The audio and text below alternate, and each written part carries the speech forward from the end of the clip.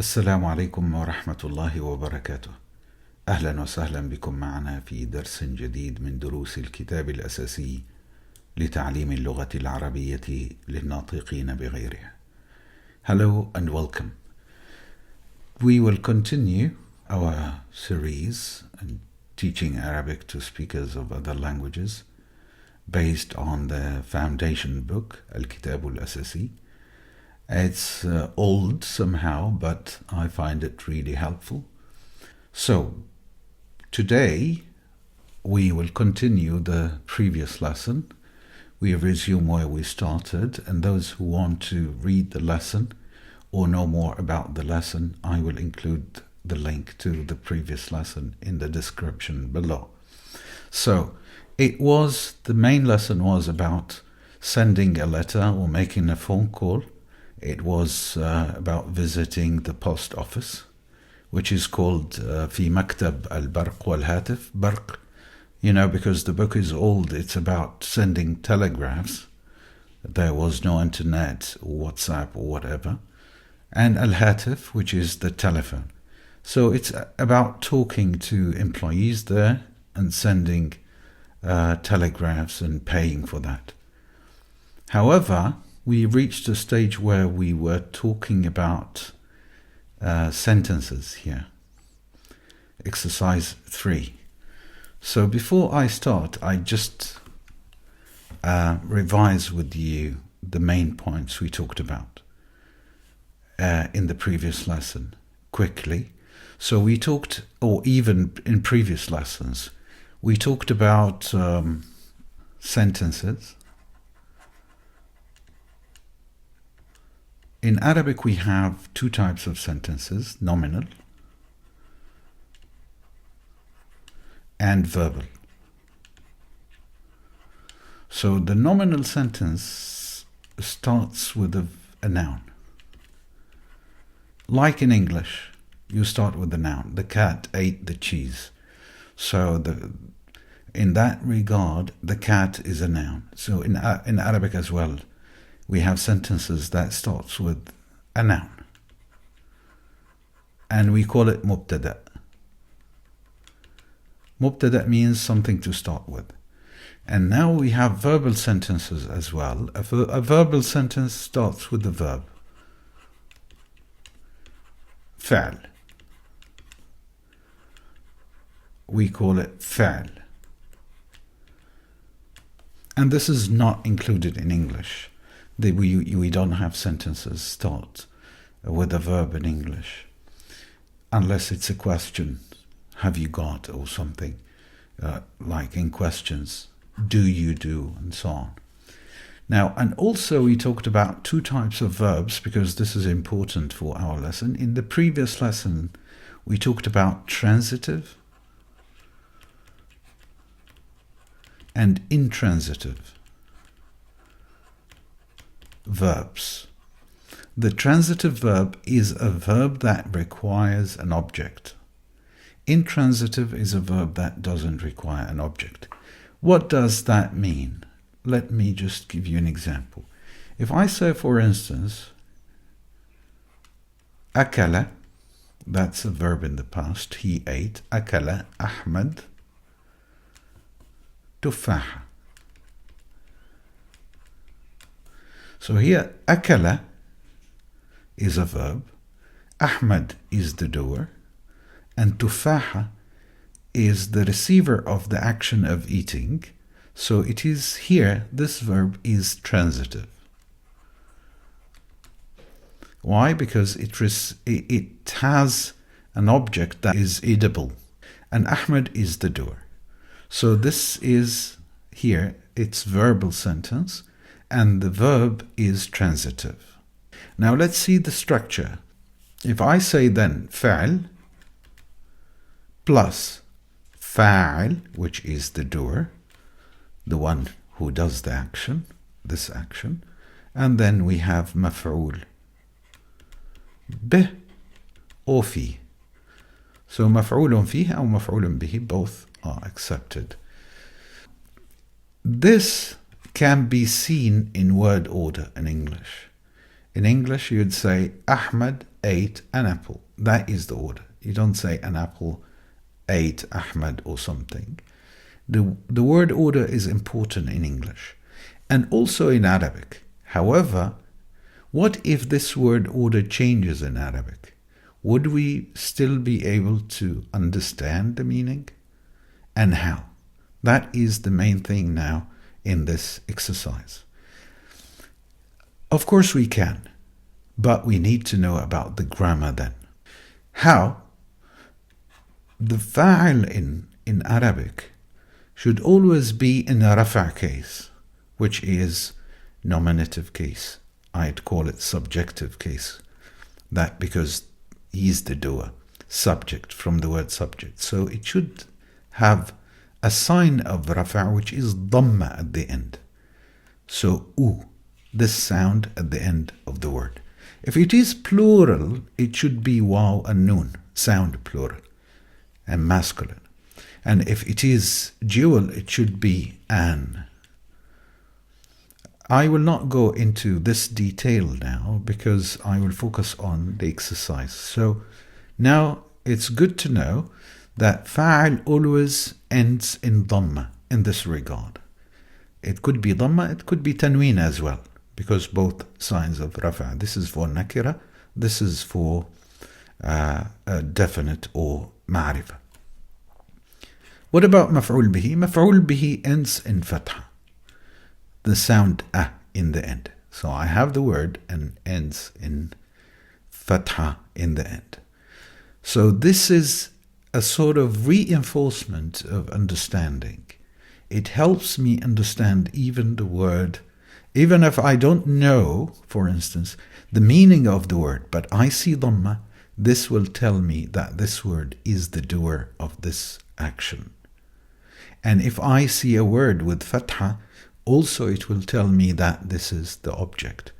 So in English, you depend on the meaning implied or expressed by the word itself, whereas in Arabic, the grammatical meaning can also be expressed by the harakat or inflections at the end of each word. Let's see the example here. I'll take the same example here. يقرأ الموظف البرقية. And I'll try here to, so يقرأ is the verb and it has dhamma in the end, and then الموظف, which is the employee, with dhamma in the end, and البرقية, which is the telegram, with fatha in the end. Now the verb here tells me something. First of all, it tells me the meaning, which is reading, not eating, not sleeping. So this is the information conveyed by the verb. And then also I have the ya with dhamma tells me this is present time. So also a time reference in the verb in Arabic. Then this ya tells me this is masculine and singular. So the verb in itself, once you see a verb, you should be able to know or what word to expect coming after that. I know this, so the subject after this verb should include information or should be masculine, and it should be also singular. Let's see the word muwaddaf. Muwaddaf is masculine. It doesn't have ta' marbuta here. So it's masculine and it's singular. Now I know there's agreement here. يقرأ الموظف. Now يقرأ with dhamma, this means it's in the present, as we said. موظف, it means this is the subject. Now يقرأ الموظف, we can stop here, but it means the clerk or the employee can read or reads in general. However, here it is transitive, requires an object. He's reading something. So يقرأ الموظف, here comes البرقية as the object for this transitive verb. And this is why we have fatha here. So this becomes clear to me now. يقرأ is the verb, الموظف is the doer, البرقية is the object. And this translates into the employee is reading the telegraph. Now, if I change the word order in Arabic, I will still be understanding what's going on, and I understand what is what. So the subject is the subject. I know al-muwaddaf is the subject because of this haraka in the end. So I can say يقرأ البرقية الموظف. And some say, this is a bit weird. Actually, it's not weird. Sometimes we change the word order to give emphasis and to be more expressive. In the Quran, there's a verse, it's very popular among grammarians and teachers of Arabic because it shows how important these harakat to express the meaning. So we have a surah, a verse in the Quran, it says, إِنَّمَا يَخْشَى اللَّهَ مِنْ عِبَادِهِ الْعُلَمَاءُ. Now, those who are learned servants of God fear Him or fear Allah, fear God.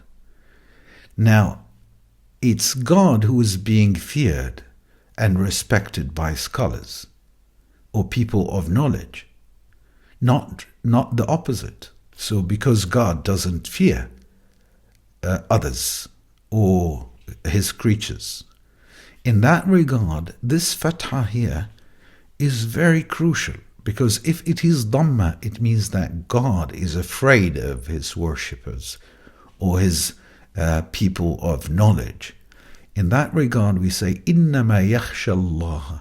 And here, yakhsha is the verb, which is to fear, but Allah is here the receiver of the action of this. He is not afraid. It is ulama'u with dhamma who is the doer of this action. They are the ones who fear. And who? They fear Allah. So in that regard, this is important. And now we go to this exercise and we try to apply this haraka, which is dhamma to the doer and fatha to the subject, to the object, sorry. So, يقرأ الموظف, as you can see it here, الموظف البرقية, it's here as well. So, تعد, to count. And we notice here, this is ya, which means he, whereas here, ta, which means I would expect the subject to be feminine and singular. So, تعد الموظفة نقودا. The employee is counting the money, of course, female employee. يكتب كمال or كمال. But as I said, tanween, dam, and is also indicator that this is the doer. يكتب كمال البرقية. Kamal is writing the telegraph. تقرأ الموظفة البرقية. Again. يحسب الموظف. يحسب is to calculate. الأجرة. الأجرة, the fare or the fees. يرفع أشرف السماعة. يرفع is to lift, to pick up.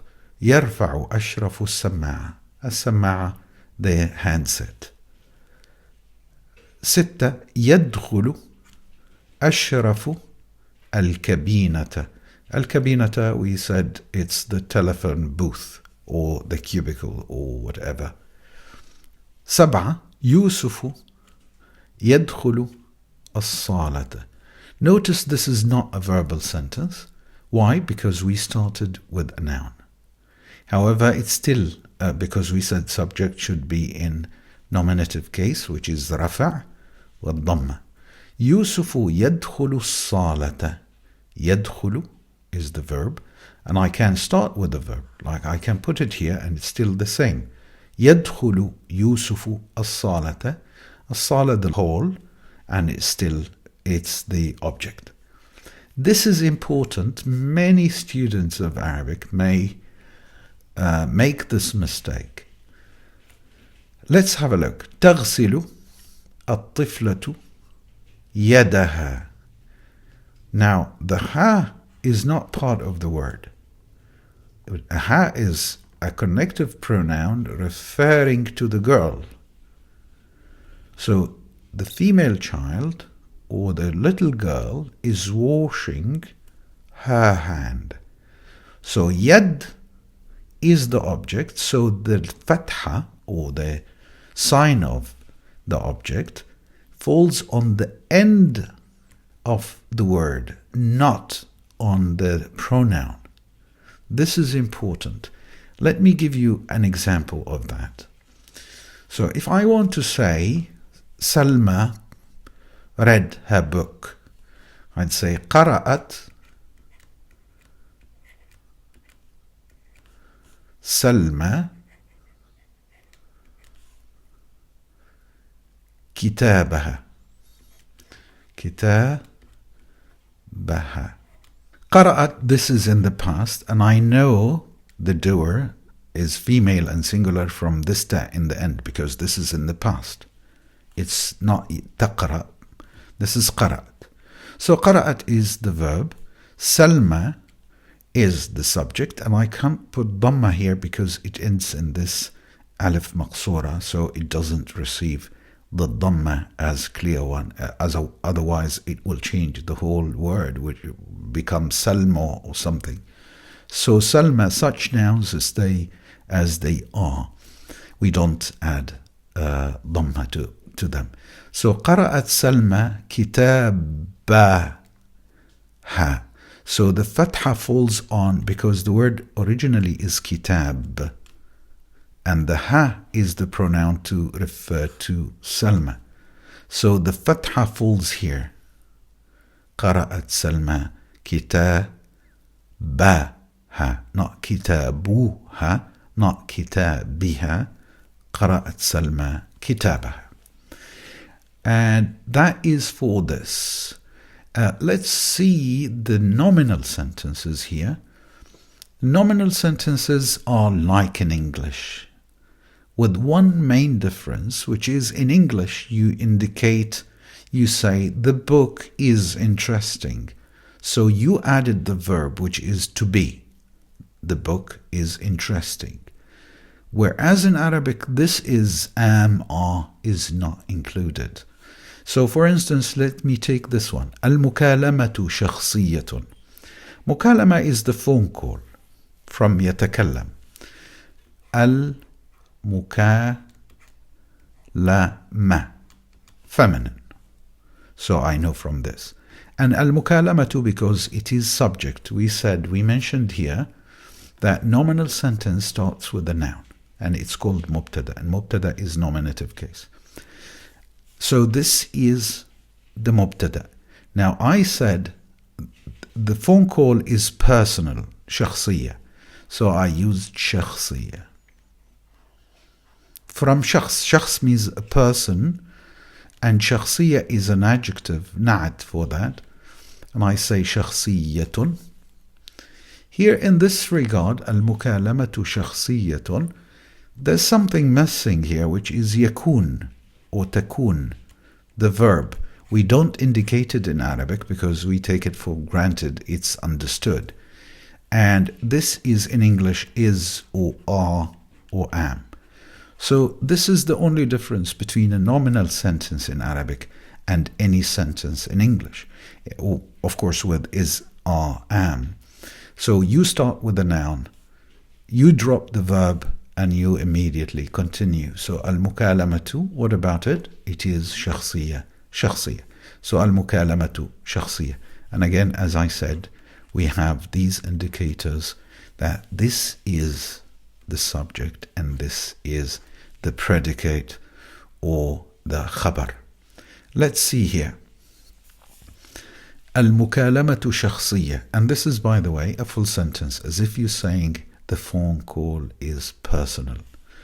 البرقية داخلية. So I would say البرقية داخلية. Of course, I don't need to, if this were my sentence ends, I don't need to pronounce the full tanween. This is a rule. Arabs, when they pause, when they stop, it should be sukoon. There's nothing more than that. It's just the lack of any vowels. So I'd say البرقية داخلية.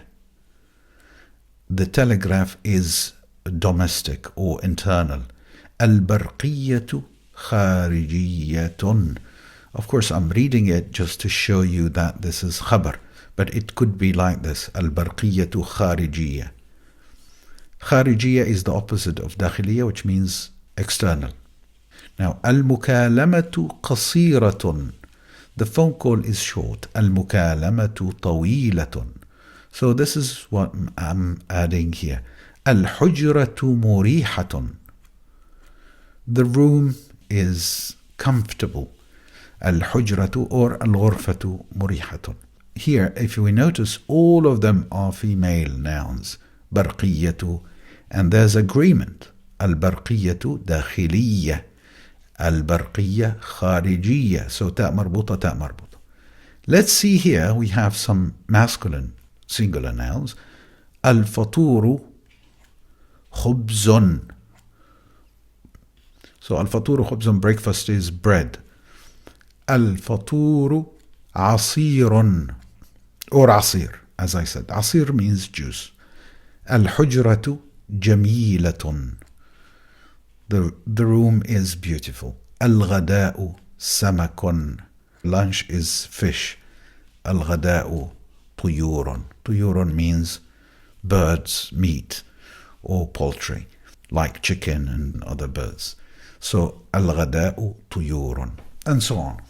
And by this I come to the end. Please, if you have any questions, you can let me know by your comments. And hopefully we will continue this for the future to come. I wanted to say thank you for lots of things, for your commitment, your follow-up, and your comments, your questions. It's been a while since I posted or published a lesson, but hopefully I will have more time by the end of this year.